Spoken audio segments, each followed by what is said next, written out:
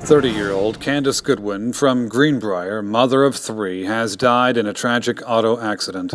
The accident occurred on Interstate 57 Sunday afternoon in Illinois. As she had many times before, she threw the kids in the car and went up to visit her husband on one of his remote job sites. The trip was actually a surprise for her husband.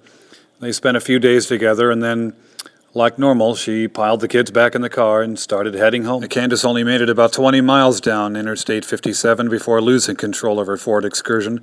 According to one witness, after going off the road, it flipped about 3 times. She was tossed from the vehicle. She was not wearing her safety belt. Though they did sustain some injuries, all 3 of the Goodwin's children miraculously survived the wreck. The eldest, the 10-year-old girl, pulling the other 2 children out, carrying the 21-month-old up to the side of the freeway to call for help.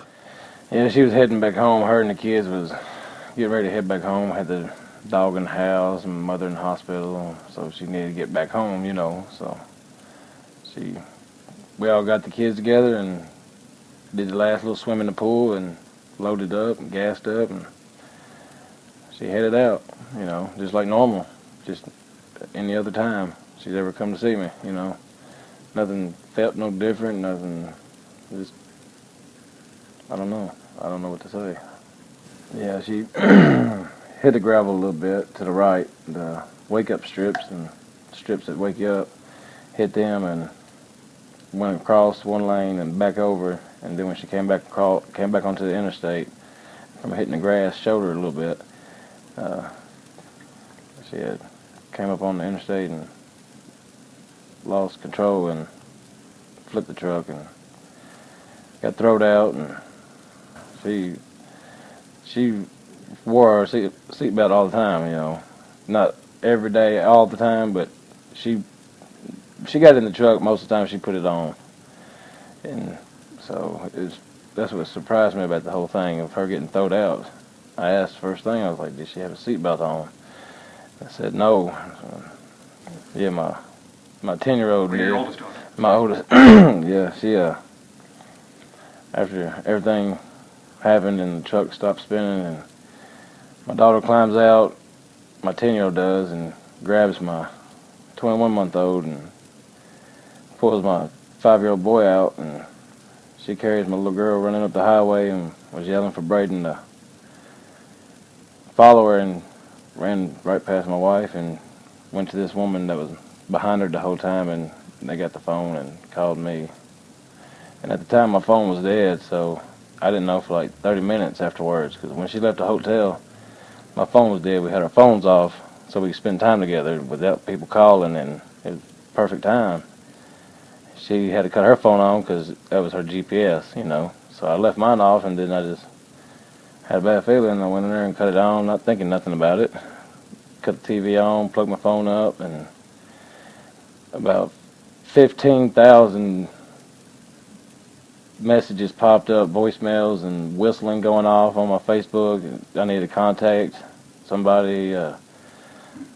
My wife and children had been in a terrible accident, and that was like 45 minutes after the accident. So yeah, my daughter's a cheerleader at Greenbrier Elementary. Greenbrier Junior Pro cheerleading, and been one for 5 years now. And my wife took her to every game, every practice that she could, except for when she was, ill or giving birth to my little girl last year, and she couldn't take her to some. But that was her favorite thing to do almost. Just about was doing the cheerleading thing. She loved the soccer mom lifestyle, taking her kids to the games and cheerleading practices and talking to all the moms and all the gossip that goes on. That was my wife all the way. So that's what she does. That's what she loved to do with my little girl. Yeah, a lot of people are stepping in. A lot of people are.